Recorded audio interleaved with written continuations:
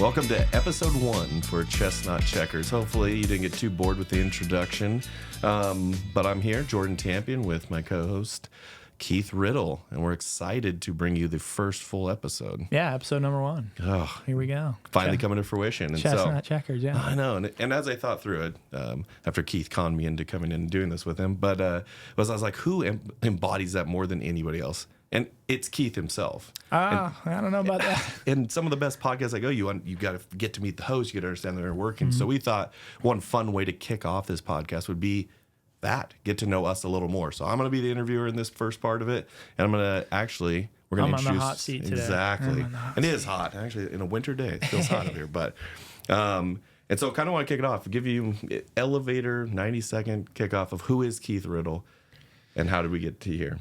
Yeah, I think, just telling a story here, but going back to, I think, how this came to fruition was I've always had a personal kind of selfish interest in, like, other people in life that I see out there that are playing life at what seems to be a higher level, that are doing things other people are not doing or doing things more efficiently or better. And I think really it comes down to a personal self-interest of my own to do the same, to emulate the same in the things that I do. And so a long time ago, I started this journey of, like, how do I play this game at a level that allows me to have the life that I want, but to do amazing things. I'm in the real estate world. I've been in the real estate world for almost 20 years now. It's weird to say. He's the old timer now. Yeah, I know, right? And I've run the gamut. So, like, Reader's Digest version of my story, I guess. I got kind of bamboozled into real estate at the ripe old age of 25. Okay. 24. I was in college. Local Spokane guy here. I was in college at GU. And I was actually studying to be an engineer. I was supposed to be an engineer. And a buddy of mine had gotten into the real estate world. And so we went out and had a beer one day. And literally, he'd gone into the Navy. I was in college. We're 3-4 years out of high school or something. And I just asked him, I said, how do you like real estate? And he's like, oh, I love it. I got to make my own schedule. It's like, I got autonomy in my job. And I said, like, kind of half sarcastically, but joking. I'm like, well, are you making any money? And he kind of, he giggles and he literally kind of like a little Wolf of Wall Street moment. Like, he pulls his wallet out and he slides a check across the table, and I grab it and I look at it, and it was for like $17,000. And like I said, I'm 24. I'm a broke college might have been kid. $1 million, Yeah, right? It might have been $1 million. And so I look at it and I'm like, dude, where did you get this? And he, like, shrugs and he's like, I sold a house. And I remember being like one, like, you sold one house? And he's like, yeah. And I'm like, how do I get in on this, man? And so that kind of started this story, obviously. And I had to get licensed and go through all that stuff. But I started selling real estate when I was in college. So it was going to be like kind of a side hustle. It was going to be a way for me to maybe quit bartending and waiting tables or working on my family's farm in the summer, bucking bales. And I was just looking for, something new and exciting that I could make some money at while I completed college. Did you kind of have a background in entrepreneurship, or how did you jump into wanting to start a business, wanting to work for yourself, doing the real estate? Like, was that just a natural instinct you always had, or was it? Yeah, I think potentially. I would not have, like, ever considered myself an entrepreneur or really a business-minded person. For sure. I grew up blue collar. I grew up on a working wheat and hay farm, and so my family's all farmers. And it was really like that notion of, like, work hard. And be a good, in farming, it's like a tenet of the land, like, be good at what you do, take care and be mindful of why you do things the way you do, and pay attention. I can remember from a young age, that was like a phrase that just, like, got embedded in my brain from my father. It was like, pay attention. You can imagine, I got 2 brothers, but you can imagine, like, a father of 3 boys, and, like, we're all just monkeys jumping around and, just being boys. And I can always remember we would knock something over or we would do something, we'd break something. My dad would say, hey, pay attention, right? Like, pay attention. Like, and that was this notion in my mind that I think started really young. But as I got older, it kind of transcended in almost everything I did. Was like, I'm not just doing the thing I'm doing, but I need to have the wherewithal to kind of, like, be paying attention as to, like, why am I doing it that way? Is there a better way to do it? And really kind of paying attention to the people around me. Why does somebody else do it a little bit differently? Like, how come this person's a little faster or a little bit stronger or a little bit, more savvy? And so I really kind of started, I think, and that probably goes into my more engineering kind of mind. I was a mechanical engineering major, but, like, I like to know how things work, right? And it was analyzing the nuance of in the engineering world for sure, it was like you saw things, I think, that worked really well, and you probably didn't put much thought into how they were designed or created or built. And my mind was always that way with like engines and with motors, and we had go-karts when I was a kid. And it's like, how does a carburetor work? You know, I was always wanting to tear things apart and like get into the nuance of like not only why things worked, but could they work a little bit better? You know, could I make my go-kart a little bit faster? You know, could I tune it up a bit? Yeah. And so I think that kind of came naturally, but it was more from the analytical side of just trying to like really pay attention. I can remember as a kid, like one of my favorite things to do was I had a big Irish Catholic family, and they would always get together for events and stuff. And it was because the rule was kind of like kids downstairs, adults upstairs, right? We could come in my grandparents' house, and like all the kids got kicked in the basement. And they're like, hey, go down there and roughhouse or play with your cousins, and the adults would stay upstairs. And at some point in time, I would creep up the steps, and then I was that little kid that would sit on like the top 2 or 3 steps, and I just wanted to like listen to all the adults, you know. And my family wasn't over political or anything like that, but like whether they were talking about politics or religion or life or things, it was like I was always like I had this inner desire to be like an adult from a young age, and really just so I was very less interested in like make believe and toy tractors and playing and stuff in the basement. I was much more interested in like life and how things worked, and listening to all these adult conversations, and every once in a while an adult would poke their head down like, what are you doing? Get out of here. Exactly. You don't need to hear this adult I want a conversation. 7. I know that right? one. Yeah. And so, I just had those little like creeper ears, and I would sit around and listen to adults talk. And I think so it transcended into, I got into real estate kind of on happenstance. I was a mechanical engineering major. And so there's the caveat of the conversation. I was a philosophy major at the same time. I mean, naturally, right? Yeah, right. Let's just go hand in hand. And again, it's this really kind of interesting story, but I transferred to GU from a state school, and when I transferred in, it's a Jesuit university, and so they make you take a certain amount of theology and kind of philosophy credits. And so transferring in, I didn't have them, and so like I remember I stacked like an entire semester of nothing but like theology and philosophy classes to like catch up, and I really fell in love with it. And again, for me, it was this crazy way of thinking. I have this real like analytical mind, and I'm studying engineering and taking calculus and physics and math and all this stuff. And then I get this entire semester of my life where people are like, what's the meaning of life? Yeah. What is faith? Why are we Why here? do you believe? Yeah. Like what is your purpose? And so again, you start studying these great minds historically. And I no misnomer in my mind that I'm even remotely close to a lot of these individuals intellectually, but Aristotle and Socrates and Plato. And the thing that always fascinated me was like having some perspective of like these guys were sitting around writing books or scrolls essentially. And I always like to picture this. It's like here's Karl Marx, holding a candle and an inkwell pen. Correct. And he's writing up what even today is like an 800-page manuscript for how he thinks that like social justice should work. And and I'm like, what did his neighbors think?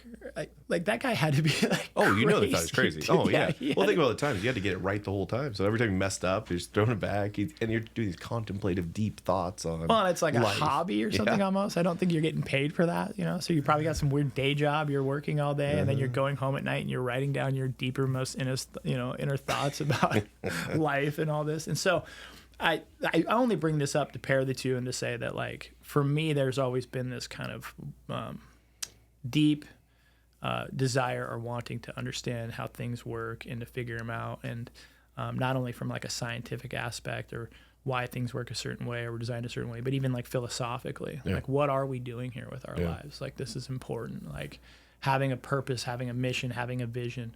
And then you start to realize as you get older that like you're the weirdo. Yeah. Right? Like I think you are the guy writing with a quill pen. Right? All the neighbors are having fun. It just naturally it makes sense. And you for I think a long time, I looked at, as a younger naive Keith, I looked at other people and I thought they were weird, right? Like what are all these people doing? What a bunch of weirdos. And then one day you're kind of like, oh man, I'm the weirdo. Like when the bulk share of people are all a certain way and like, oh no, you're the different one. It's a main moment in somebody's life figuring that out. Yeah. But that makes sense. I mean, that's again, I think the beauty of this podcast is diving into it. Yeah, we could follow the track record of you built up with the largest independent broker. Like those are all key pieces. But I think sometimes, to your point, it's understanding, well, what makes somebody even want to do that? Like Right. what makes you tick to even get there? And so as you were getting into the real estate world, are you a goals person? Was it like, hey, when I get in, I want to be the best broker, or I want to go learn, or kind of what motivates you beyond just wanting to understand it? Yeah, so I think fast forwarding the story, right? Yeah. So I get into real estate happenstance, and I had a relatively quick amount of success. Yeah. And I'm basically just a sales agent. I'm just literally a sales agent, and I'm working for another guy who kind of mentored me. His name was Eric Peterson, and my buddy Jake had got me in. And so I was working kind of exclusively inside of a group or a team of real estate brokers, and I was working really exclusively on the buy side of the transaction. So I was like a buyer's agent for a group or a team. And but I had a relatively quick amount of success. And a lot of that, I think, was market driven. This is 04, 05. The real estate market is super hot. Great time, yeah. And I'm running into 05, 06. And so everybody's just selling houses like hotcakes. And really, it was a Christmas party, and I remember it. It was like the head broker of the firm that I worked at the time. It was a Christmas party, and he says he was Australian. His name was Bruce Hardy. Oh, yeah. He had I know this Bruce. great accent, And anytime, by the way, I think an accent is a huge leg up in life. It's a massive leg up. All of a sudden, you sound smarter. Also, I don't even know if Bruce knows real estate sometimes, but it's like he's an expert. The accent is a killer, man. But he said, hey, Keith, you're doing so great. He's like, I'd love to dive. I have you teach some classes in the brokerage about, what you're doing. And I can remember kind of being caught off guard. I was like, what are you talking about? And he basically kind of broke down. He's like, well, look at the amount of transactions that you've done and the amount of time you've been in it. And like, you're doing something here that's abnormal. And prior to that conversation, that little Christmas party conversation, I've been a licensed agent for maybe a year and a half.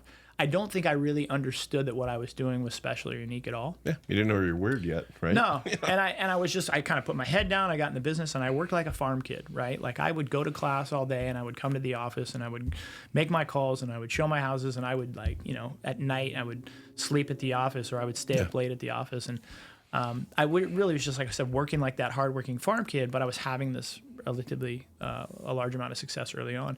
And it really was kind of eye-opening to me to have that conversation with him. And then I would say the other big pivotal moment was this is when real estate really turned into a search-based, consumer-driven industry. So just to set the scene really quick, I think Zillow wasn't even created until 07, 08.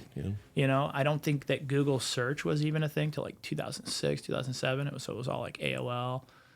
Dial-up internet was kind of the thing, and so the internet hadn't really hit the real estate industry like it has today. And so I was kind of on the forefront of that, and being a college kid and having access to computers, I really started to lean towards the technology. And I really realized really quickly was the old adage when I got licensed was, if you don't list, you don't last. That's what all the old timers would say. They would, they sit down right here, kid, let me tell you how this works. And the idea, the concept was, if you went out and you listed properties, then you could put a sign in the yard, you could put flyers in the box, you could expose that listing to get potential other clients. And so that was the name of the game. Well, I saw this little niche in technology where I was like, if you can create a platform where the consumer can search all the listings, right? Well, then you really could generate business with the leverage of the properties that are on the market, but they didn't have to be your listings. Correct. And so at the time, Craigslist was kind of a thing, way back in the day. Way back, yeah. And so I started going around my office, and I would find agents in my office that had a bunch of listings or a bunch of inventory, and I would sit down and I'd say, hey, Jordan, when I grow up, I want to be like you. I know that you got 25 listings. I'm sure, you're trying to sell those listings. I would be willing to hold open houses on them. I'd be willing to help you promote the listings. And by the way, I don't want anything out of it. If I can help bring you a buyer, I'd love to work on the buy side of the transaction, but they're your listings. I understand that. But I have this little thing called a website that I've created, and I would love to expose your listings on my website. And like I said, in return, if I can bring you a buyer, great. If not, no worries. And they kind of had this attitude of you go for it, kid. Get on your computer. Yeah. Somebody wants to go do all the work for me and I still get paid. Make your little ads and do your stuff. So what I was doing is I started screenshotting front photos of houses, writing a little excerpt of the description of the house. And I started posting them on Craigslist, and it would say, for more information, click here, and it would link to my website. And I started getting a fair amount of website traffic, and I ended up generating enough leads on a consistent basis that I couldn't handle them. Yeah. So now I've got people calling, requesting information, requesting showings, and so I'm tapping my buddy Jake I got in business with. I'm tapping other agents on the hall, and I'm saying, hey, call these people. Like, hey, we'll figure it out later, but like, call these people back, line these showings up, do this thing. And so I kind of started like a little buyer's agent squad, so to speak, and that parlayed into more technology and some more search stuff. But realistically, I was generating probably 150 to 200 web inquiries a month. Yeah, this is great. At about 26 years old, and I was selling, I don't know, 3 to 4 houses a month. And so I can't remember like the exact stats, but it's like, nationwide, I think they say the average real estate agent sells like 3 to 5 houses a year. 3 to 5 a year. Yep. And I'm, clicking 40 plus, and I'm a year or two in the business. And so again, broker has that conversation with me. Something you're doing is kind of special. I don't realize it, but that really started me. I'd say those two, kind of that pivotal conversation with him, and then the introduction of technology really started a journey for me of what I called online lead generation. Yep. In the real estate world. Yeah. That's really how I heard about you, because then you started doing it by neighborhood, which was genius and really targeting. Yeah, it caught on, right? So obviously it caught on and other people started doing the same thing. So like at one point in time, I mean, this is diving way down the rabbit hole, but I'm posting Craigslist ads. Well, Craigslist has, you go to Craigslist and you search housing or whatever. Mm-hmm. There would only be so many houses on the front page that would show up, right? And at the time, the number was 100. And then they would circle off to page 2, page 3. Well, I figured out the consumer wouldn't dive that deep. They wouldn't go to page 4 or page 3. So I needed to keep them on the top page. So I actually, I hired a company out of the Philippines, and I was running proxy server rotator. So I was basically cloaking the server address, the IP address, so that I could robo-post these ads. And agents were getting pissed. Like people from the top listings on each of them. Because my listings would never leave that front page. They would just cycle down and cycle off, and I would rotate the IP address so that it wouldn't get flagged, and I'd post another one. So just little hacks like that. Again, playing some checkers, not chess, so to speak, or some chess, not checkers. And then next thing you know, I'm getting asked to speak on panels. I got solicited by what was at the time one of the newer lead generation CRMs to be a spokesperson, and they said same thing. I went to a real estate conference and spoke on stage and was telling people what I'm doing. This guy pulls me aside after and he says, hey, I want you to use my product. I want to use it for free. And if you like it, he's like, let me know what you think. So I did that for a while. And then afterwards he said, I think you could help sell this. And I was like, well, I'm not going to go into selling, CRM. Yeah, I don't sell stuff. Come on. So they basically cut a deal with me, and they were like, hey, listen, for every person that you get to sign up and use our product, we'll comp you a month of your service for free. And at that point in time, I think, it was like, for me, it was a lot of money, as a kid, not even being like a team owner, not being a broker owner, but I'm paying, a couple $1,000 a month in marketing. And, so I sold so many of them in the first 2 or 3 months that they were forced to comp my site for free for like 2 years. I sold like part owner of the company at this point. And so that was a huge leg up. And then the next thing I know, I was like, this has legs. And so started building a small group. I ended up buying out my original mentor, started building a small team, and I was one of the number one teams in the Northwest region for the brokerage I worked at. And so by 2 or 3 years in the business, I think about 3 years in the business, call it. I basically had my own team. I was running like 5 or 6 buyer's agents. I had 2, one other guy, myself, was listing specialist, and 2 admin that were doing transaction work, file transaction coordination type stuff, setting up escrow and all that. And just didn't look back. And so that was like my first 5 or 6 years in real estate. I did 183 transactions, then 225, then 250, and on goes the numbers. Yeah, so that's a question I always ask, because I think that is the differentiator. So when I look at some of mine, somebody says, wow, you went and did a Brick West, right? And I'm like, well, not really. I just kept growing a little by little, and it was almost like watching a frog boil. And so when you look at that, do you think you were thinking ahead to, I want a team to do 250, and here's the steps I need to do it? Or was it like little bits of success then necessitated you to evolve and grow and take that next piece? And this is kind of a luck first intention, but do you think it was the whole intention was, hey, I see the path now. How do I get to the biggest team, the most sales of those pieces? Or do you think it was like, hey, I did a little better with the CRM. I should add a little bit more.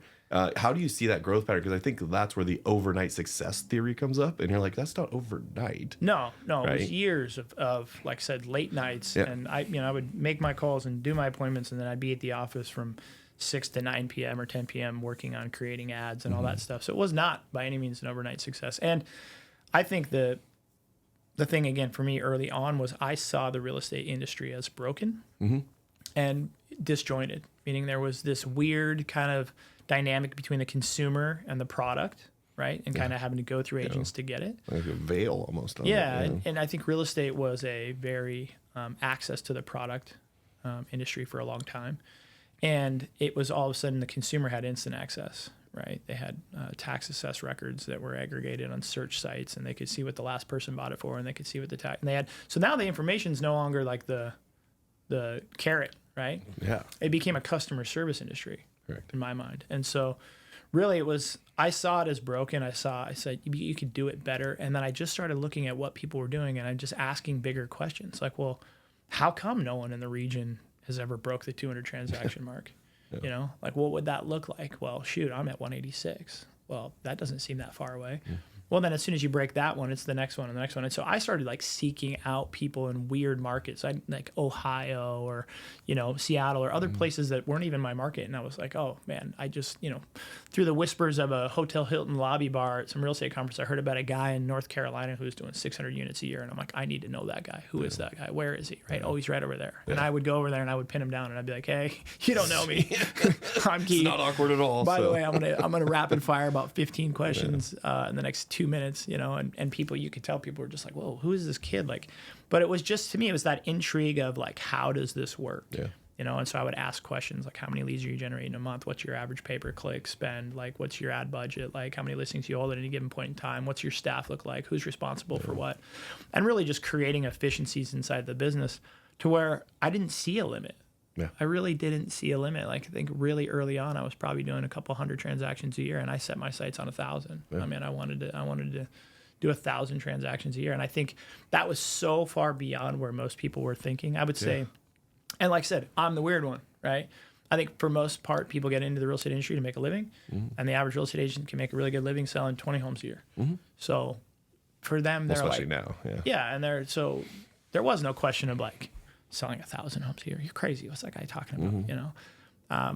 But for me, that's what it was initially, was just a little bit of encouragement from some mentors and just kind of seeing the writing on the wall of where I thought things were maybe broken or could be done better. And then just finding those efficiencies. And, you look around the world today and you see the people like Elon Musk, or you see the people, and there's just like, this guy's sending rockets into space at a fraction of the cost of like every government on the planet. He's getting things to return. He's like, and he's done this for what, 10 years? 10 years, yeah. And it just goes to show, I'm not, a testament to him, but just thinking about things a little bit differently sometimes can just move the needle so far. Yeah. And just for the sake of saying it now in our first episode, that is like the ultimate goal of the podcast. To interview Elon. Yep. So just saying it now. That's going to be our ultimate goal, what we're driving towards. Keith Riddle to Elon Musk. I mean, it's just a natural connection. Number. You want me to call him? It's a natural connection. So.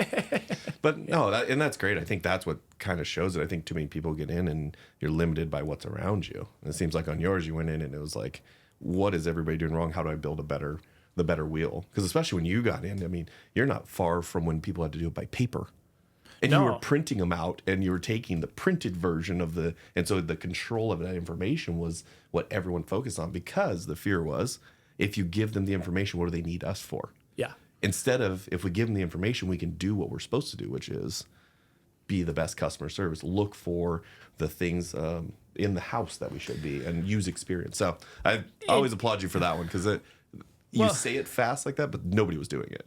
No, and again, it was a paradigm shift, I think, industry wide, but also for me was when, like you said, most people are thinking about like, this information is the doorway or the gateway to introduce myself to clients so that I can service them.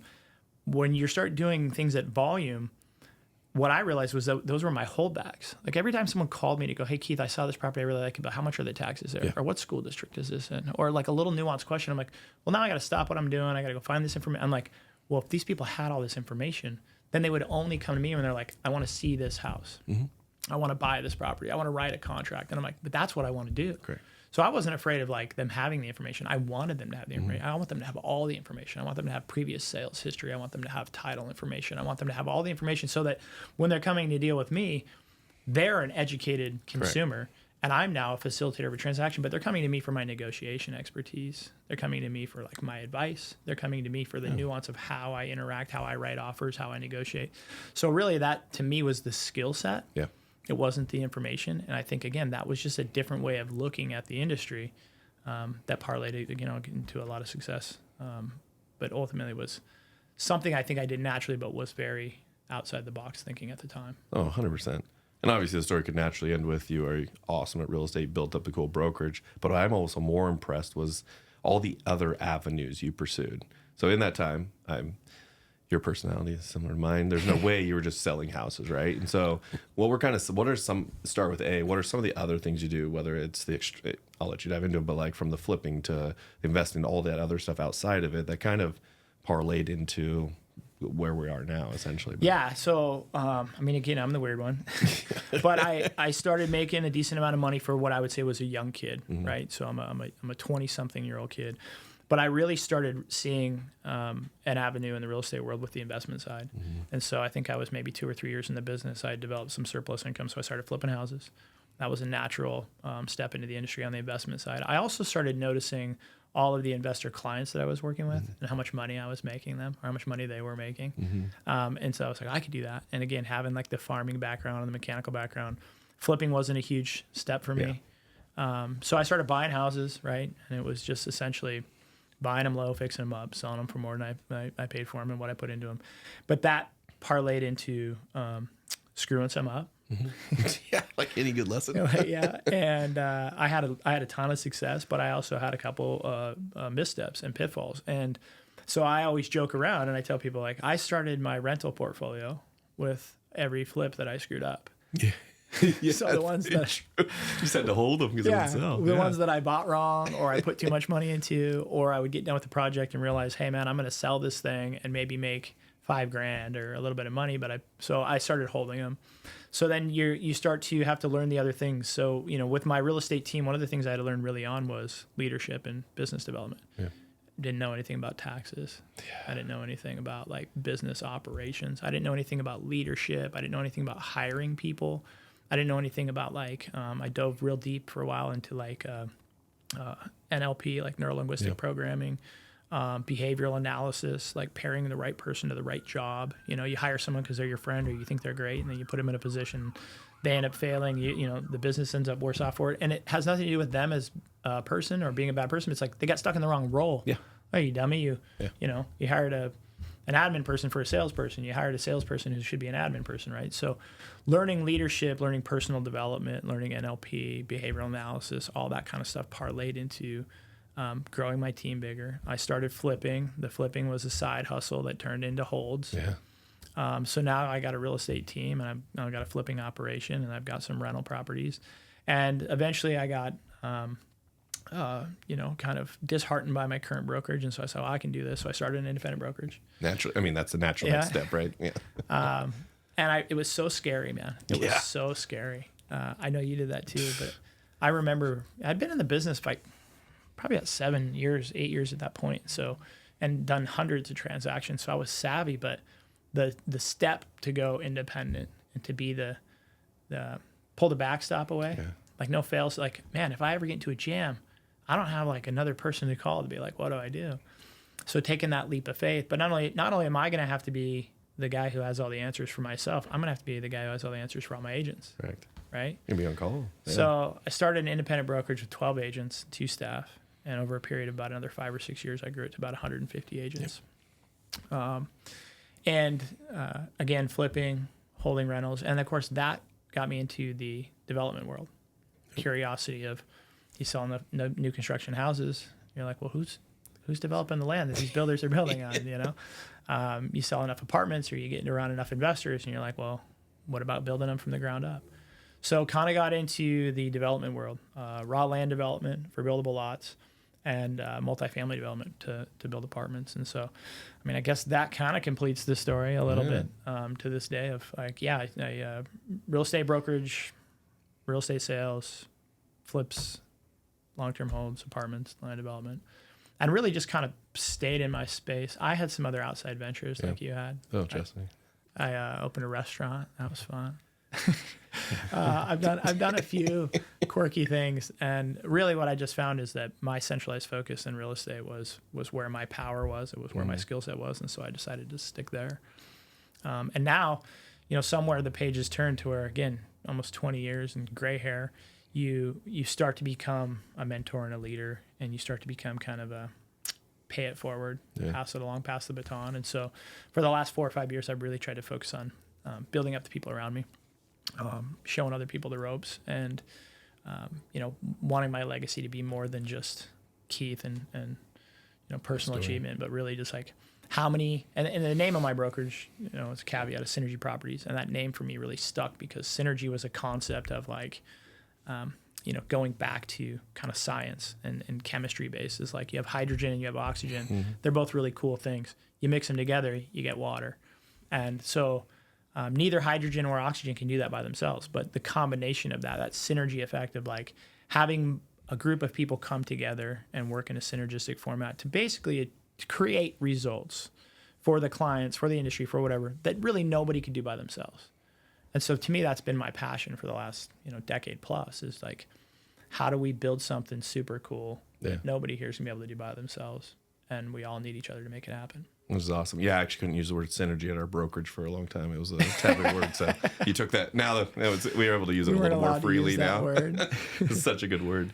So obviously it's such a cool story from there to there. And I'm going to ask you a few questions about the development side too. But I think if I'm starting a business, I'm in the middle of business, the last year's hard. I mean, you're going through some of the dip of it, right? Yeah. What's some advice you would have given yourself? Because what we're skipping there is when you said 2002, 2004, 2005, 2006. Well, what came next? 2008, 9, and 10. Yeah. The worst stretch, I would have to imagine, and I wasn't fully developing properties then, but what would be some piece of advice that would help kind of that younger version, I don't know, keep going, push through, or advice of what to seek out now that you wouldn't have thought about when you're that age?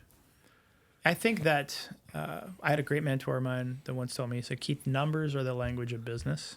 Mm-hmm. And if you don't know your numbers, he's like, I love you, but then we can't really have an intelligent conversation about your business.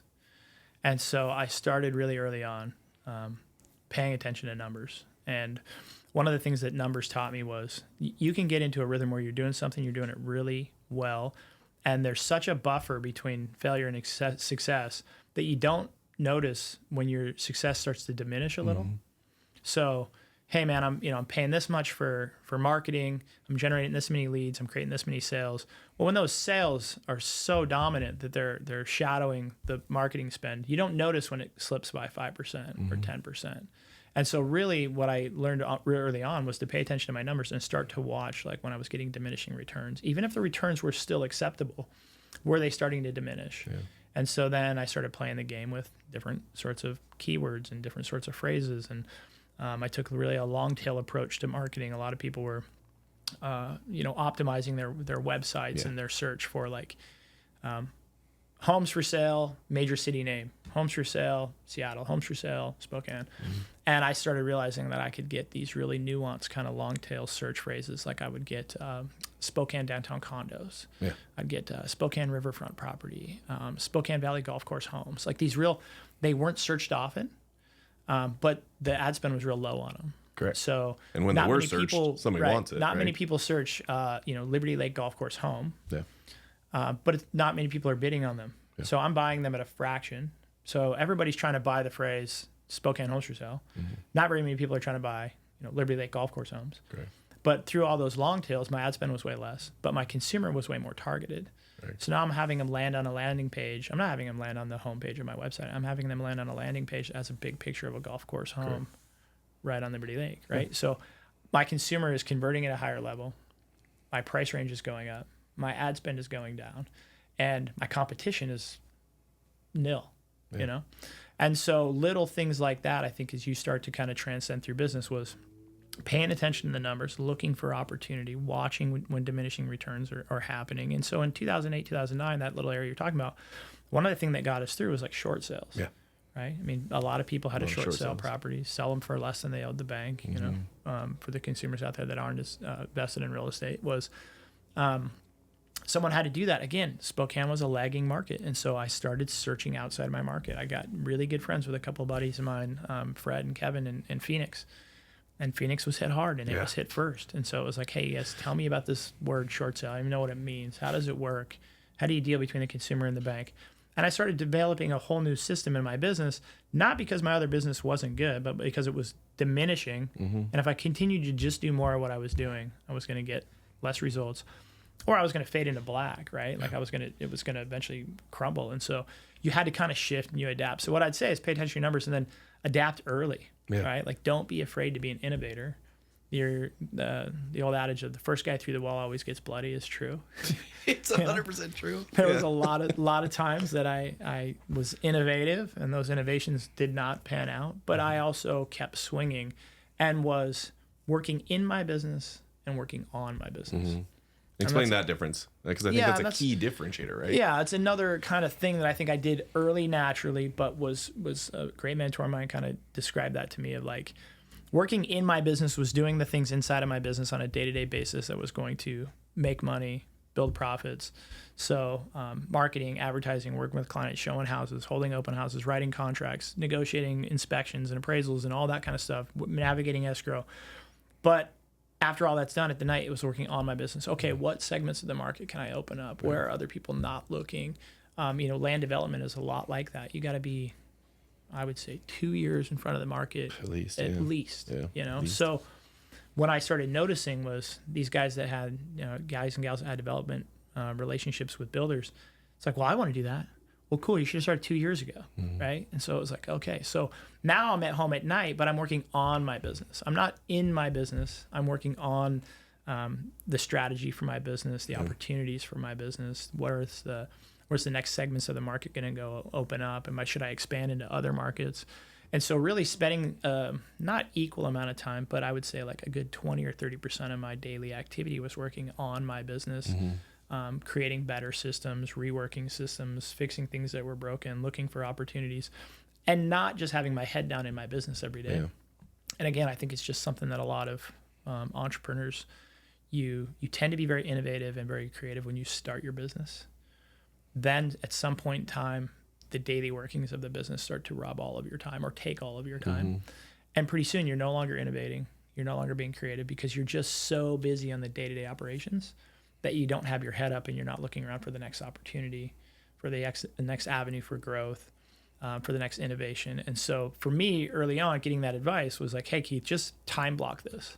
Just make sure that in your weekly schedule, you have enough time set aside to run your business. And if you don't, find the leverage to where you can run it in 70% of your time so you still have that 20 or 30 left over to really like innovate and look for opportunity and work on your business. And so that was something that, again, I think I kind of did it naturally, but it was a huge leg up in the long run because you're not chasing the market all the time. You're not chasing everybody else's great idea. Trying to be 2 steps ahead. You're trying to come up with those ideas. You're trying to be on the leading edge of those ideas. And again, that leading edge, if you think about like a knife blade, right? Like people talk about the leading edge of technology or the leading edge of whatever. Being on the leading edge is exciting and it's sexy and it's fun and it's rewarding.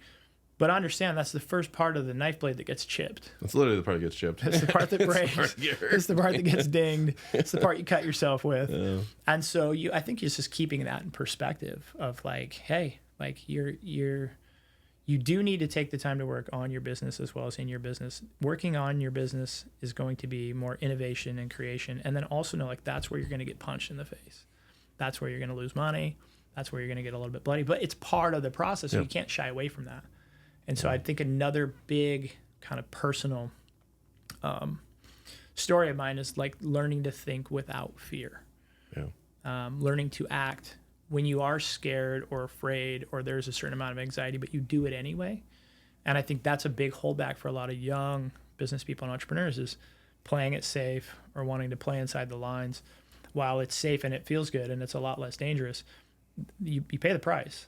And the price that you pay a lot of times is you're playing it safe, you know? And so having the kind of, I think people can look at, you know, I've looked at your career, Jordan, and a lot of the stuff you've done, and it just seems so amazing. And I know people from the outside are like, man, that guy's got some cojones. Like, that's a big swing. Or, man, I can't believe he pulled that one off. But you have the audacity, but kind of the nerve to channel, but you do it in a smart, intelligent way. But you're putting yourself out there. And I think, I was just thinking about this on the way over here. I think that one piece of advice I give young entrepreneurs and business owners is there's a certain amount of drag to success. And what I mean by that is, I think that people do this subconsciously. I don't even know that they consciously are aware that they do it. But I think that people subconsciously, when they see somebody else that they love and they care about, that is doing something that is outside of their comfort zone. So interpersonally, I see Jordan doing something that Keith would deem dangerous if Keith was doing it. And now I want to tell Jordan, I go, hey, Jordan, listen, man, like you should really rein it back. You should really rein it in. And so what I found is I was building a lot of my entrepreneurial endeavors was people that I cared a lot about in my life, friends, family members, you know, people that were close to me. It's not criticism of people, you know, it's easier to brush off. These are people that I really care about. Are like, hey, man, careful. Don't get out of your skis. Rein back a little bit. And it really makes you start to second guess yourself sometimes, because that message is not short term, it's long term. So I kind of had to learn to plan for that drag. Yeah. Meaning, know that as you're out there on that leading edge, that there's going to be a lot of people that really love and care about you, that probably more than likely subconsciously are telling you to slow down or to not play so risky, because they're afraid of what you're doing, because they care about 100%. You and they don't want to see you get hurt. But that used to really bother me, man. It used to really kind of, I think, play a big toll on me, where it was like, man, why can't these people just be happy for me? Yeah. Like, why are they always got to be telling me not to do these things or to be careful? Or, you know, I would get frustrated. I'd get angry. Yeah. And then I, you know, at some point kind of had this aha, but Keith, these people love you. They just don't want to see you get hurt. But also, you scare the crud out of them, right? 100%. Oh, yeah. It's 100%. And I think it's one of those pieces where it's maybe the best way they know how to communicate that. It's just when things are going well, it's easier to hear it. And then you hear that, and all you hear in the back of your mind is, oh, everybody told me not to do this. Right. And so you have to have this like fervent belief that extends beyond even what you're doing. Again, logic. None of the, you're going to risk pieces, but like, and yeah, look at them. I have some rules on certain projects that if it has a 5% chance of success, I go at it, right? Because those have to be a catalytic change type that you're testing. And I think that's the hardest part. And then you start believing your own narrative. Yeah. You start believing that narrative around you, that the business was you, or that it was that. And then what does that force you to do? You work more hours, you sleep less, you take less care of yourself, and go dive in the business again, thinking your best way to do it is to plug holes in the boat. And you have to be really, it's a fine line. And so this is where, when I talk about this stuff, I always feel like I'm talking out of both sides of my mouth, right? It's like, take chances, be risky, but not too risky. Yeah. But it's one of those things where I think that was another life lesson for me, was when I was really, I had to have a lot of self-belief and a lot of self-confidence. I also had to know that people that loved and care about me weren't going to always be championing my growth or my visions.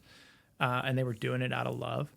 And also that I had to plan for that drag, meaning like, Keith, you need to have the mental and the physical wherewithal and energy to push this project that you see, that you have a vision for, forward.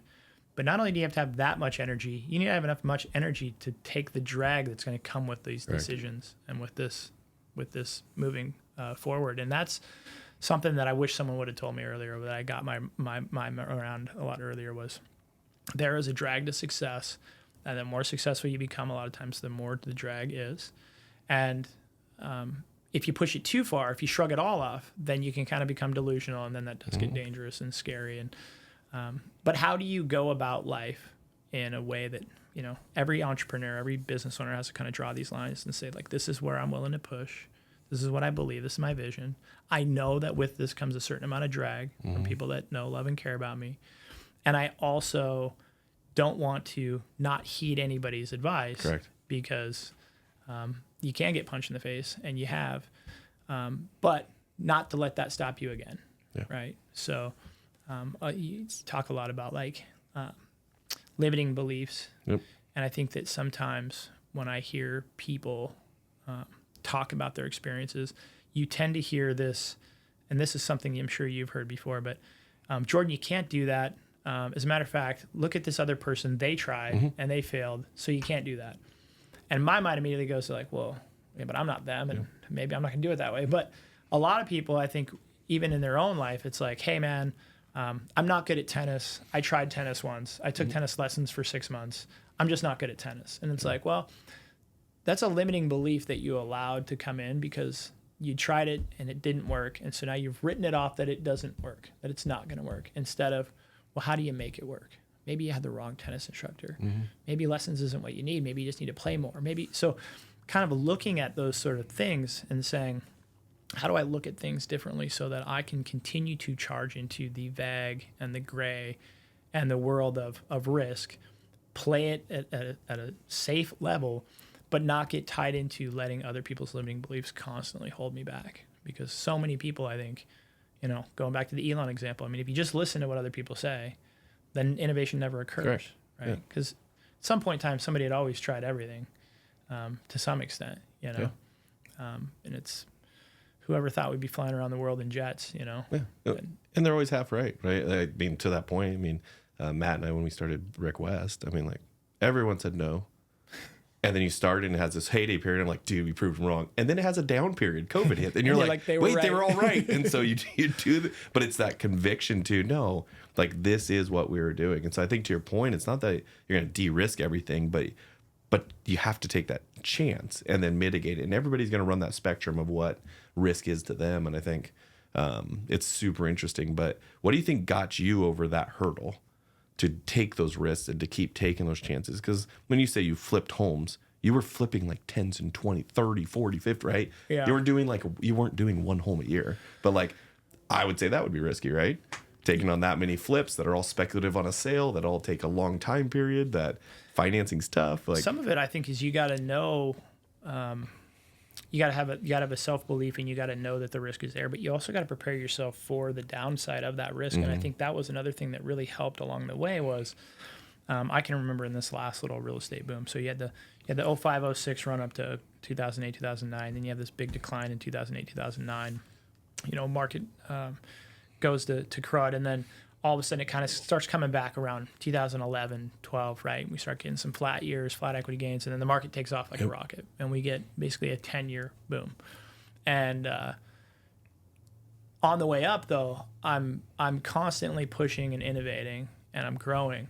But in my mind, I'm like, but Keith, when this turns, you need to either A, watch your numbers enough and have enough foresight to pull out of the market, or you need to be ready for the turn. And I had a really good business conversation with a business partner of mine that I was flipping quite a few houses with, and I said, his name's Reed, and I said, Reed, I just want you to know, like right now, I'm getting these signs and this feeling and these signals and these numbers that like the market is going to correct, and I don't know when or exactly how, but either we need to like play it safe and say, enough, we've made some money, let's pull out, let's wait for the dip and let's come back and play when it's good again. Or we need to keep playing knowing that we can get smacked in the mouth. And he said, okay. He said, well, he's like, I'm willing to take the risk if you are. And I said, okay, well, listen, like, here's the deal. And I kind of mapped it out, but it was like, we're buying 4 or 5 at a time. We got 4 or 5 on the market. We got 4 or 5 in process. Like we need to get ready to get pinched by like, let's call it 10 of these. Yeah. Right. So if we lose, $30,000 a house and there's 10 houses, like we better get ready to get smacked in the mouth for $300K. And are we willing to do that? Yeah. And sure as heck we did when the market turned. I think we took a hit in about a 10-month period of about $230K, trying to get rid of properties that we had to finish projects and we knew we weren't going to make any money on. Yeah. But in my mind, I was like, hey, listen, we've made a couple $1 million flipping houses over the last couple of years. So like we got to get smacked in the mouth for $250,000. It is what it is. But not everybody has that mentality. But also not everybody saves for it and can take a $250,000 smack in the mouth. The hit is different. Yeah. And so I think it was one of those things where over time, I started to kind of pay attention to where were they right and where are they just kind of constantly protecting you. And like the analogy I'll use is like, I remember when I was like a young or late teenager, 18, 19, maybe 20s, I got a motorcycle. And I remember the look on my parents' face when I showed them that motorcycle. Super proud. And again, you know, in my mind, I'm like, why can't they just be proud of it? What do you mean? I worked hard. I saved my money. I bought a motorcycle. Why are they got to be so Debbie Downer about it? You know? And of course, it's like now having kids, I'm like, no parent ever wants to see a motorcycle. their kid pull up into the driveway on a motorcycle, right? Like, you're going to wreck that thing. What are you thinking? And over a period of probably the next 3 years, I got in 3 separate motorcycle accidents. I probably wrecked, you know, I don't know how many times. And I realized one day, I was like, you know, Keith, you probably shouldn't ride a motorcycle. Yeah. Like, you know, like they were right about that one, 100%. right? And so to this day, I'm 44, and I always said I would ride crotch rockets and kind of speed bikes until I turned 40. Yeah. I was like, after 40, I was like, I'm gonna get a cruiser and be like a Harley guy or something, you know. But I wouldn't buy a Harley before I was like 40. That was a weird thing I had. But by the time I got to 40, it was like, you know, I had a buddy of mine call me one day, and he had this sweet deal on a Harley, and I was like, dude, no. And he's like, what? He's like, you've always wanted a Harley. You said after you're 40. And I was like, yeah, bro, like, listen, I like, they're right about that one, right? Like, we can all agree on that one. And, you know, thank God I didn't die in a motorcycle wreck, but it was a growing up on my end to realize that they're not always trying to pull you back. Correct. Or they're not always giving you bad advice. And that sometimes it's the same thing. It's like, when I started flipping, it was like 5 at a time, or, you know, well, it was 1 at a time initially, but it was 1 or 2 or 3. But I got to this point too, where I was like, I found my capacity. And then I had a lot of friends and buddies that they were like, dude, what are you doing? Like, they call me with a sweet deal. Like, what do you mean you don't want to buy it? Like, this is this. And I'm like, cause I already got my 15. Yeah. And they were like, well, what are you talking about? I'm like, listen, like, that's my number. Like, that's where I live. Like, I don't ever want more than 15 at a time. Right. In between like escrow and project. And so did that cost me some money along the way? Sure. Did it save me from, you know, catastrophe? I'm sure it did. But it was me creating my own boundaries. So everybody told me, you know, not to get into flipping or that you're going to lose your money. You're flipping a house. You're going to lose your money. You know, as soon as I broke 4 or 5 at a time, people thought I was crazy. They're like, dude, I can't. I don't know how you do it. I can't believe you're doing it. And it was like, no, to me, this still feels safe. But I got to a point where I was like, but Keith, you can't just keep going 5, 10, 15, 20. You know, pretty soon I'm like, you know, flipping 100, it's like, it's not practical. It's not reasonable. And again, that's me drawing my line. There's probably somebody right now watching this going, I got 50 going. What's he talking about? Yeah. And that's great for them. I think you have to draw those boundaries yourself.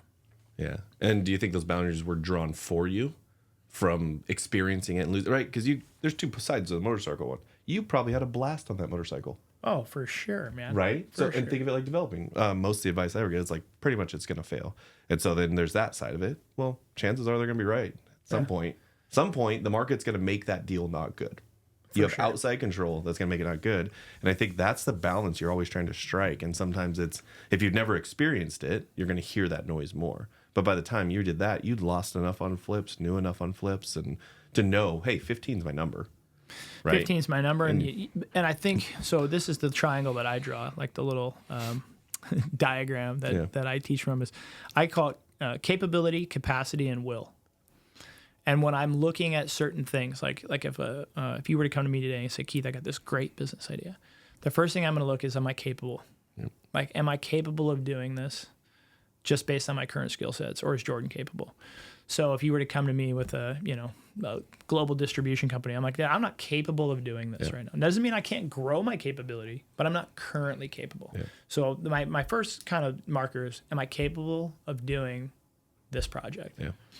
Then the second thing I look at is capacity.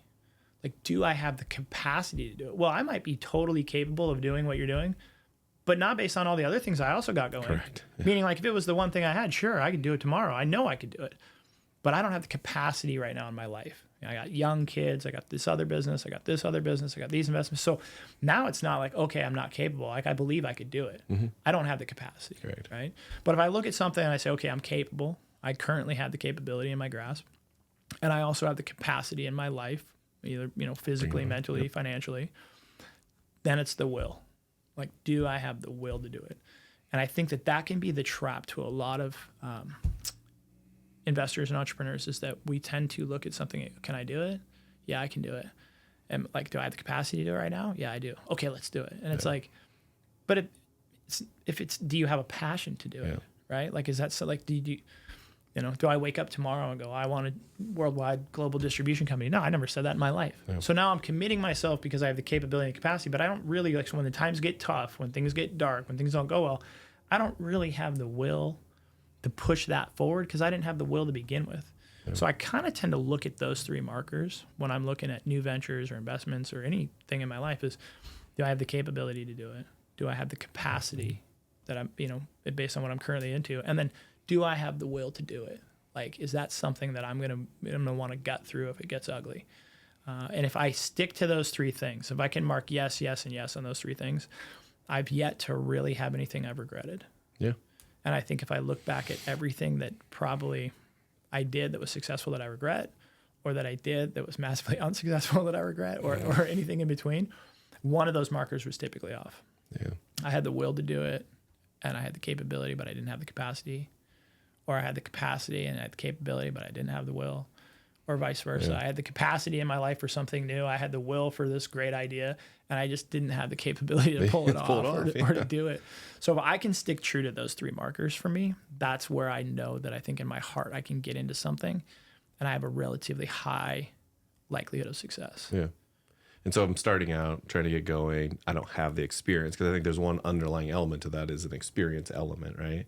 And I want to let's say flip our first out. Like, how do you move somebody from the analysis paralysis to just do the deal? Because I think there's something done and learned in it, financially or not, that you by just doing it, you're gonna more than any book you'll read. Or would you recommend, hey, go get knowledgeable here, find mentors, set up that whole thing, and then try to jump in? I don't know. I've watched people sit on the fence so long that it's like you're just gonna be sitting there forever. There's never gonna be the right market. Yeah. There's never going to be the greatest deal. It's always going to be this piece. And the more you, like now, if you told me, hey, Jordan, we want to buy that building over there, within 3 minutes, I could tell you whether you should. Yeah. I mean, from the area to all the, like, but I want to buy that building over there. And you say, Keith, you should do it. But now I'm like, I don't know. And then I don't know. And then you go to the numbers. Well, the numbers aren't here. And you start looking through it. And so I'm always trying to figure out what is that mindset shift? Because somebody at that point's already done the research. They're like, oh, we know we want to flip. We want this. We either don't like our job. We want to create passive income, which isn't real, but all those different things, right? But what do you think that greatest mindset shift is that gets somebody off a fence into the project?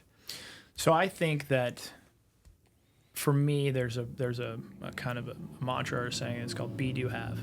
Right? Ooh, I like be, that do, one. have. I like that one. And the analogy is, everyone wants to be a rock star so they can do all the concerts and have all the money, right? But you really, a lot of times it starts for people with the have, meaning they see rock stars and they see them having all these fast cars and these mansions. They're like, man, I want to have that in my life. Mm-hmm. They're like, well, what do? Oh, they're a rock star. Okay, so now I want to do the thing. I want to play the guitar. I want to sing. I want to be the rock star, But really, I think you need to reverse engineer it because it starts, I think, with being. Yeah. Right? And if you were being the kind of person who can do the things that need to get done, then you'll have the things that they have. But I think a lot of us look at the have and the do before the be. And so a lot of times when I'm seeing someone like that, what I tell myself is like, as I'm looking across the table to Jordan and I'm thinking like, man, the deal makes sense. Jordan told me he wants to invest in this building. I penciled the number for him. They look good. You can't mitigate all risk, but he's just not doing it. Then I go to the place of there's something inside of Jordan or there's something about Jordan. He's not ready to be that yet.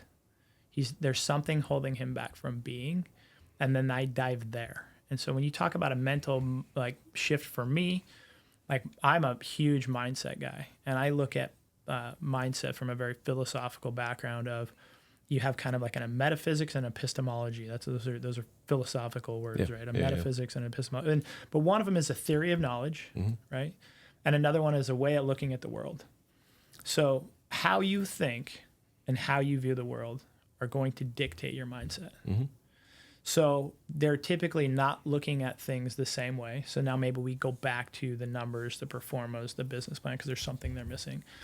Or they're not thinking the same way, meaning they're allowing a 5% risk factor to be a 95% risk factor in their mind, right? So I always dive into mindset with people when that happens, when I'm seeing someone fail to kind of launch or jump. I go into there's something about them that's not ready to be who they need to be to make that happen. And it's probably going to come down to how they view the world or how they're choosing to think about this situation. Yeah. And if you really kind of start to focus there with people, I've been able to kind of get a lot of people off the fence. It's like, hey, Jordan, let's not talk about this building anymore. Yeah. Let's talk. It's not about the building anymore. It's not. You might, you're going to be like, no, Keith, it's this number right here, or the build cost too high. It's like, no. There's something else going on here. Where are you at in life? Yeah. Like, what's going on, right? Like, so I'm going to start to really deep dive kind of in that psychoanalytical way of like, what if it did fail? Yeah. Well, like, does that make it, are you making some meaning there? Like, oh man, because my parents told me never to do it. And if I fail, it's going to be their right. And then, they're right. Right? So it's like, where are these hurdles? But I think to me, that's really where it goes, is I start to dive into that kind of mental world of people where, I think there's so much information out there, and it's kind of become a little side passion project of mine, but like, a lot of people read a lot of self-help books or personal development books, and I've gone through my gamut of them. But for me, it always comes down to those kind of conversations. I mean, there's a reason why Olympic ski racing coaches back in the 80s and 90s got the skiers into like visualization. Yeah. And they were like, they want to see themselves running the gates before they run them. They want them to mentally sit in a quiet spot with their eyes closed, not in their race gear, not on a hill. But they're like, I want you to go through the gates. I want you to take turn 3. I want you to feel what it's going to feel like when you take turn 3. Like, are you nervous? Are you scared? Are you feeling confident? Like, I want you to, like, what does that victory feel like? Like, live that victory before you have that victory, right? Like, what are the people that love you going to say? How proud are they going to be? How proud are you going to be of yourself? Like, and if you kind of could take athletes through this, like, visualization, then running the course, they could never have run the course in their whole life, or maybe only practice on it once or twice. But now they're shaving seconds or milliseconds off their time because they didn't do anything but run it mentally, And so I think a lot of people, when you get into the gray or the unknown, you really need to take the time to mentally run it and run it through in a way that's successful. Because typically what will happen, and I'm speaking from personal experience, but I'll start to visualize something that I want great to happen, and halfway through my visualization, I'm in a failure spot. Yeah. I'm like, oh no, it's gonna be good. It's gonna be good. Oh, but no, but that happens. So it's like, and I'll keep rehearsing it, and I'll keep rehearsing it until I can go from start to finish, and success. Yeah. Like, I can visually and mentally go through a process, whether it's a development project or whether it's an investment or whether it's something physical, and I can literally take myself mentally through the process from the time it starts to the time it finishes, and it's a successful project before I start the project. And do I do that every time, all the time? No. But do I do it in big moments? For sure. And have I found that it's advantageous for me personally? It is. I think the last time we were talking, I just completed like the rucksack ruck marathon. Race, right? Yeah, exactly. I did like a last man standing ruck race, right? 35-pound backpack. They put you in a loop. You go till the last man standing. The 2 weeks leading up to that, so, like, Reader's Digest version of the story, my buddy I elk hunt with sends me this link. I sign up for this thing not knowing what it is. He bails. He had another thing. So I commit to this race. I don't know what it is. And I finally, by the time I realize what it is, it's a last man standing race. And I'm looking at the previous winners' scores online. And these guys are going for, like, day and a half. I mean, they're clipping like 50, 60, 70 miles. The longest ruck I had done to date at that point in time was 8 miles. So I'm 3 weeks away from entering a last man standing ruck race where I know to even have a remote shot at winning it, I'm going to have to be going like 50, 60, 100 miles. And I've never done more than 8. Well, I don't have the time to even build there physically. Yeah. So with 2 weeks or 3 weeks in front of me, there's no way that I can just start doing 15, 20 mile, 30 mile, ruck hikes and train. So the only thing I had is it's like, well, Keith, you're going to have to do this mentally. So I continued with my physical training. I think the longest ruck I did prior to doing that race was like 14 miles. Wow. And I went from Mount Kit Carson to Mount Spokane on a trail and back, and it was about a week before. But that was it, 14 miles. But every morning I woke up, and I have a little mat that I roll out, and I sat on it like crisscross style. And I just visualized race day. I visualized driving there. I visualized what I was going to wear. I visualized how I was going to feel. And I didn't know the course, and but as much as I could, I visualized everything I could in my brain for about 2 weeks, every single morning. And then, lo and behold, 2 weeks later, I win this race. It was 25 hours, 26 hours, 50 some miles. And I back contributed to that because I put myself in a mental frame of mind where it was possible. Had I not done that repeatedly, I don't think my brain would have even comprehended it. Like the first little blister on the big toe would have been done. Oh, yeah. Hour 16, you got to have other voices in your head at that point, right? Oh, it was a mental battle. What was the hardest part of that? That's a good segue. That's good. The hardest part of it was the mental battle, but I would tell you my biggest aha out of that is doing endurance racing. And there's a lot of parallels to this, to life and business or whatever is. Everyone's going to have doubt creep in. Yeah. Everyone's going to have other people saying, just stop. Like your feet are swelling or your ankles hurt or like whatever. So it's like, how do I, rid myself of that? But the biggest hurdle I had was at night by myself, packs getting eliminated. People are dropping. It's getting down to the wire of just a cluster of guys, 5 or 6 or 7. And the mental self-talk in my mind wasn't what I thought it would be. I thought it would be, hey, Keith, your legs hurt, your back's hurt, just quit, just give up. Like, can't keep going. I thought it would be negative. Yeah. Like, hey, stop. Yeah. It was extremely positive. And what I learned about my mindset at that point, or my mind was, my mind knew that Keith wouldn't quit if any sort of negative connotation was wrapped around it. So if you just sacked out, or if you let someone beat you, or if you quit, but my mind knew that if I would feel good about it, it'd let me do it. So all of a sudden I started finding my mind was just having this conversation with me where it was like, hey man, you've done really good. Hey dude, you've gone so much further than you ever thought you would. Yeah. Like your whole crew's proud of you. Like, oh man, can you believe it? Like your parents showed up, or your buddy so-and-so showed up. Like they can't even believe you're doing it. Like would there be this humongous, like kind of ego boosting thing? And then this real soft, like, so you know what? Like when you come in, dude, like just let them know that like you're probably on your last lap. Yeah. Like, hey, thanks for coming out to support me. Like, and I would kind of start planning this concession speech in my mind. And I would catch myself doing it, and I'd shake it. I was like, no, you can't do that, right? And I'd make another lap. And then I'd go on another lap, and it would be like, I remember at one point in time that kind of one of the head guys I was competing with, his mom had cooked some like bacon. Mm-hmm. So you have that hour to complete this loop. The only time you shave is the time that you come in. So if you complete it in 52, you get a rest for 8 minutes. You complete it at 50, you get a rest for 10. So the only time you get a rest is however much time you can shave off the hour. An hour, yeah. Well, I'd come in and I'd had like 6 or 8 minutes, and I'm laying on the ground, and I got my feet in the air, and I got ice on me, and I've been going for like 20 some hours. And she comes over with this plate of bacon. And she's like, hey Keith, I cooked some bacon, and I just thought maybe like a piece. And I was like, oh my God, thank you, And so the next lap out, same thing. My mind's like, God, that was really nice of her. Man, I can't believe she brought, like, the competitor's mom brought me some bacon. And then I was like, when you get in, like, you should go say thank you. Like, you should swing by his tent and say thank you for that bacon. And when you're there, you should probably shake his hand and say, you're a good competitor. And you should probably just let him know that, like, no shame in, like, this is probably going to be your last lap. Like, again, I'm like, no, wait, I'm planning my concession speech again. And so that was something that I learned. I think it was the hardest part, was like how tricky the mind can be to get us to protect ourselves or to quit, and just know that it's, and your mind might be completely different. But what I found was it's not going to be the way that you think. It's not going to be typically negative, like, oh, Jordan, you can never do it. Just give up now. Yeah. Like, you're such a weenie. It's going to be like, dude, you're amazing.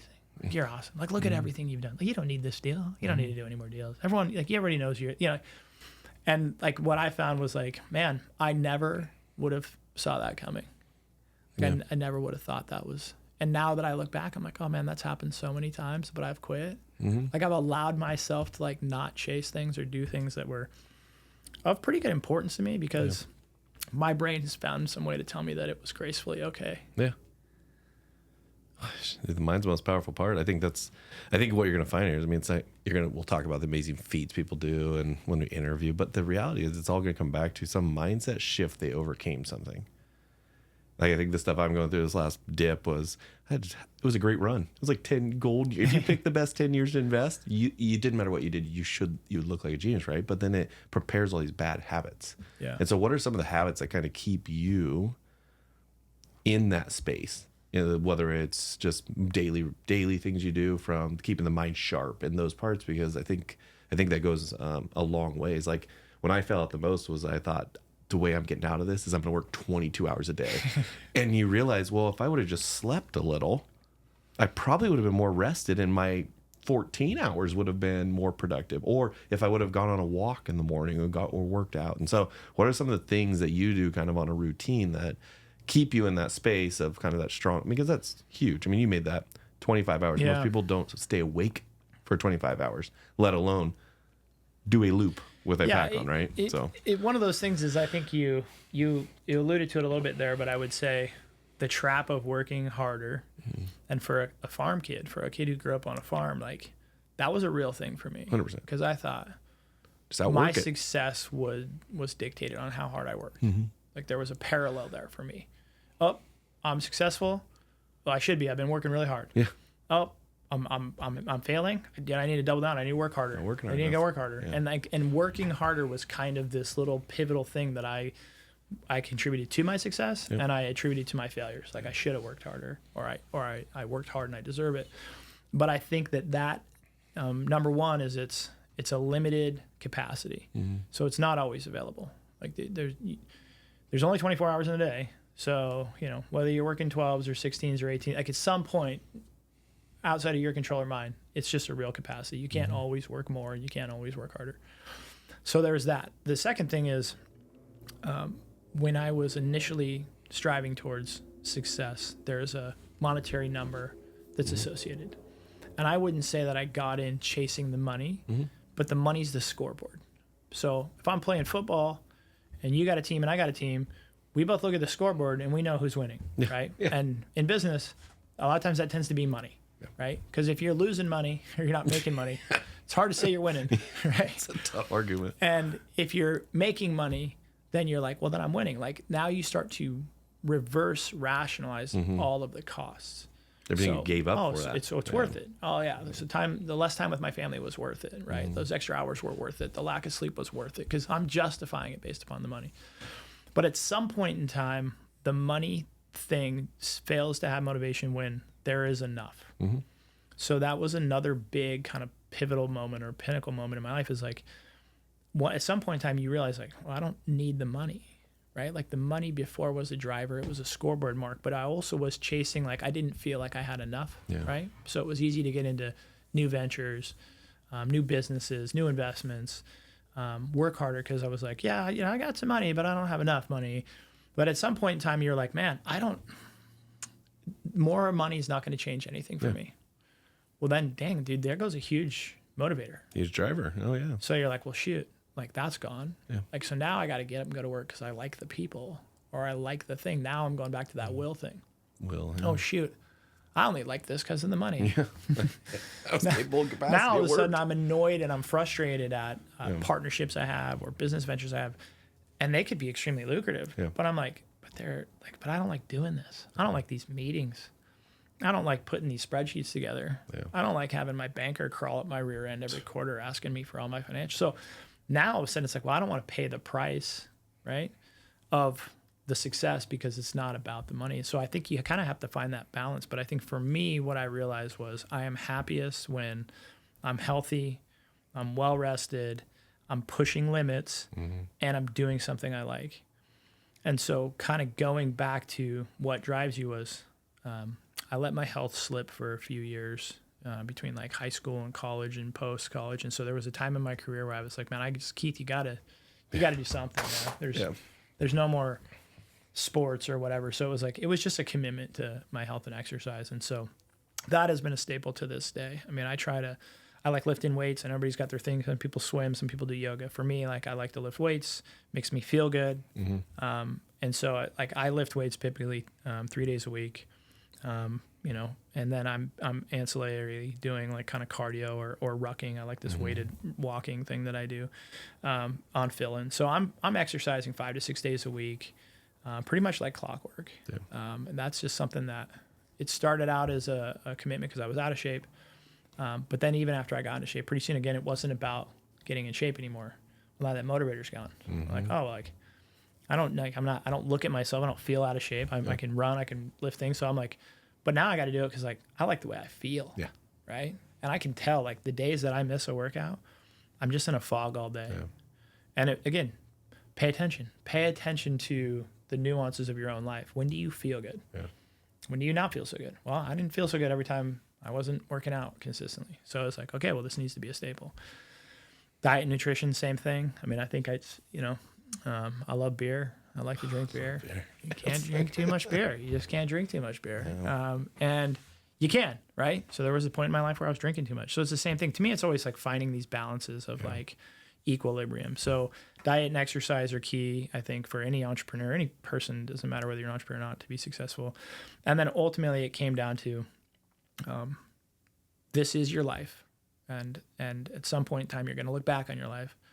And there's things in your life, I don't care what you do for a living, that you want to accomplish secretly or even not so secretly. I don't care if it's climb Mount Everest or climb Mount Rainier or whether it's, buy a 67 Chevelle and drive it around. We all have little life goals. And if you focus all your time and all your energy and all your effort in business, I was like, well, you know what, Keith, you can die someday and everyone's going to go, man, he was a successful business guy.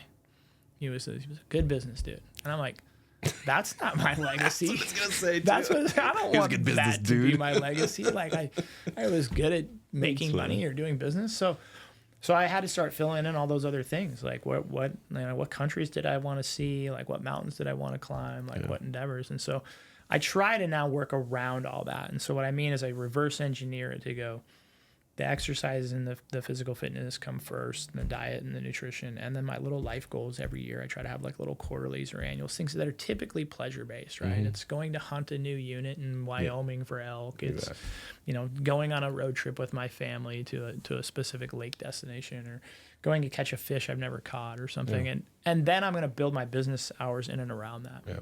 So this year it's like, hey, I'm going to set my business goals and my business planning around making sure this other stuff is already set. And years ago, I had a mentor get me into like I call it an annual calendaring process. But it's something that, as cheesy as it is to this day, I do. And every year for the start of the year. So like I literally bought one like 2 weeks ago. But I got on Amazon, I buy one of those big annual calendars. Yeah, big guys. And they're laminated, like half the size of this table. But it's got every month and every day of the month, and it's all on one piece of paper. And I literally will just throw down 3 or 4 colors Sharpies, and I pick a color for each thing. So like orange might be personal, red might be family, blue might be business, but I start with the family and the personal stuff. And so I say, okay, this is my son's birthday, right? I don't want to work on my son's birthday. Obviously, yeah. It's my wife's birthday. Here's my anniversary. Okay, here's Christmas. I don't want to work through Christmas. I'm going to take the week of Christmas. So I start to mark off all of the things that personally are important to me. Then I'm going to take another color and I'm going to say, okay, well now let's talk about physical, Keith. Like what physical challenges do you want this year? Okay, I'm going to do that ruck race, or I'm going to do what. So what'll happen though is, I think for me and anyone who I've ever done this exercise with, I used to do it with my whole office, is if you look at a whole year, there's 365 days, and you start marking off holidays. You got Christmas and New Year's and all the holidays. You start marking off. What I realized was that my life wasn't 365 days in a year for business. Yeah. My life for business might be 180 or 160. Because I think we can fool ourselves with that work harder mentality by thinking that we got all the days to work. And I think we don't have all the days to work, but it becomes very apparent when you know the days that you can't work, but you also are committed to not working on certain days or doing certain things. And then, by the way, those other things also take time. So if I do, like I just keep saying this because it's in my mind, but like I'm going to climb Mount Rainier next summer. But I know that I can't just mark off the day. No, there's some lead up. I got to mark off the days leading up to it, where I'm going to train, where I'm going to maybe go climb something else that's not as big, where I'm going to like spend the whole day like outlining my equipment or going. So all of a sudden, so like that one day commitment also might mimic 3 or 4 other days a month for the next 6 or 8 months leading up to it.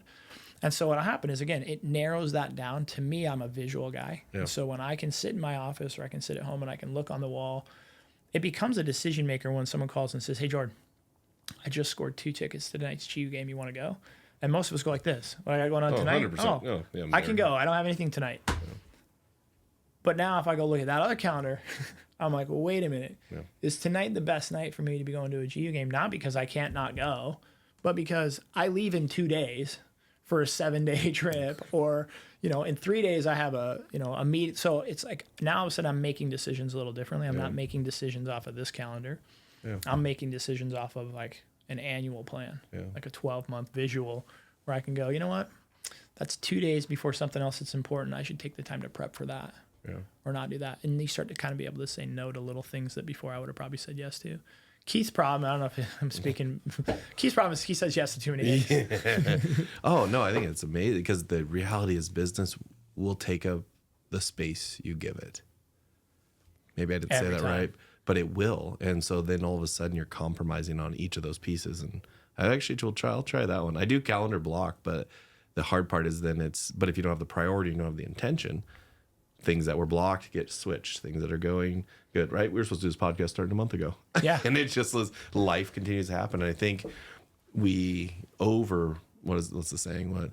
We overestimate what we can do in a year and we underestimate what we can do in 5. Right. And the reason is because we don't ever put that kind of planning and we don't have that direction. And so I actually really like that one. Well, I think that goes back to that life hack thing for me of like people, you see all these, ads on Instagram. It's like, get a 6-pack in 90 days. Yeah. And while that's not a bad goal, what's it do if it goes away in 90 days? Well, it doesn't do much in the grand scheme of your life. Yeah. So it's like, well, how do you get in optimal shape? Who cares if it's 90 days or 180 days or 2 years? But I want to stay there, Yeah. And so I think you're right. I think business will take all the time it can get. And, if you're not careful about it, it can eat you. But for me, that's been a huge kind of secret is just stepping back, planning annually with one of those calendars. And then again, just reverse engineering that. Yeah. I think as listeners could take, it's just like, it's never going to be this one moment. It's going to be a ton of the right moments over the course of your career where you just build the right habits. And as a young guy, I didn't, I didn't know to. I literally thought, man, if I could rip off like $50K on like 2 flips, then I could just do like 2 flips a year. And then like in my mind, I was I was in Europe for the rest of the year, right? I was like, and I'm like, wait a minute, like that's so unrealistic, right? It was such a naive view to be like, hey man, I just need a couple $100K a year and I'm good, And I think you are, but what you're missing in that is all the stuff along that journey that reframes your mind to, if I can do this, I can do this, right? And I think that's what the key is, being aware of that. Because that's not a bad goal. There is somebody that would love make 10 grand a month, retire. Because in retirement, they're going to find fulfillment. Yes. And so that's the draw of real estate I see everybody grab onto is this freedom or this idea of passive income creates freedom. I said it will for the person who wasn't already finding it. Meaning, you can do that because chances are you need that to get away from something to get to this purpose you want. But somebody who's already following that passion, accruing it, is already on that line. And I think that's where because that was my goal. And I'm like, and I hit it. I'm like, well, that's it. And then I hit this point where I'm like, more is not more anymore, which means I was just driven by money. So what is that other thing you can be doing? And well, it's that question I think of like, then what? Yeah. Then what? And so I'm always kind of trying to ask those questions. Like, well, then what? Then what? I just want to do this, and this. Okay, great. Then what? Yeah. I don't know. Well, okay, well then start there. Yeah. Exactly. Then what? Yeah. And I think that can be a real, again, there's working on your business, there's working in your business, there's working in your life, and there's working on your life. Yeah. And I think for me, it took me a lot of years to start working like on my life. Yeah. And then once I started doing that, what was amazing was working in my life became more enjoyable, became a little smoother, became a little easier. And you got some kind of like inner peace or some calmness about like not being so frantic every time something goes wrong or every time something doesn't work. Or because you're seeing the bigger picture. And I think that's the playing chess, not checkers, is that when we focus in on that small thing, that's all you see. But every chance you can give yourself to step out of that and look back at it, you'll realize maybe you were just making a small thing big. And I think that's too often what ends up happening. I think the more space you can create, it's counterintuitive to work less, to work more. And it's instead of work more to get it done, you end up actually hurting yourself more. And so, so on that note, I think we're getting close to that hour, and they're going to be hearing from you for a long time. So I think we got a good basis on there. But what would that kind of a question I always want to know, and I don't have an answer for it yet myself, but what is that piece of advice you would give to your, call it 20-year-old self as you were getting going, to remember now that you've gotten to here? Something you can pass down that would be like a good takeaway, something you would hear, something you would, I don't know. It's all like super cliche stuff. That's fine. Right? Take it. We go cliche. We go cliche all the way. I would say, if I was talking to a 20-year-old Keith, I would say, slow down a little bit, enjoy the ride. But the biggest thing is, if you want more, you got to be more. Ooh, I like that one. And that's the one that's always stuck with me. That's a good one. is when I'm not in a place, or when I'm in a place where I want more, it's I need to be more. I need to be a better leader. I need to be a better father. Yeah. I need to be a better, like, it's about being. So yeah, if you want more in your life, you just got to be more. And there we go. Now that concludes, I think, the first episode. That was a great kickoff, but feel free to like, follow, stick around. It's going to be a lot of fun. And I think it was fun because I was about to dive down the avenue of like, well, how many flips? Tell me the number. And I was like, well, wait a second. I think what I want to pull from this is, why'd you even do it? Yeah. It's sexy to actually flip the house.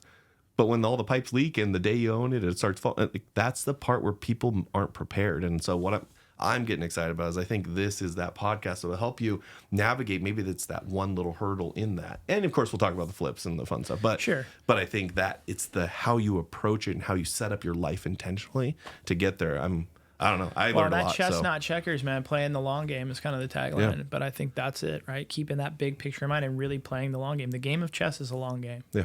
You know, and I think that that's the big thing with life is it's a long game too. Yeah. And not getting too wrapped up in the moment, this deal, this moment, this thing, and really looking at the big picture and playing that long game. I think doesn't just give you financial and business success. Yeah. It gives you inner peace. Yeah. And it gives you a life you can look at and be proud of. Yeah, exactly. And I mean, on that note, that's what we're doing right now is lining up speakers and guests to come on here. But if you know of somebody in your life that is definitely playing chess, not checkers, drop us a line. Let us know. We'd love to bring them on here and really figure out what makes it tick. So thanks again. Look forward to episode 2.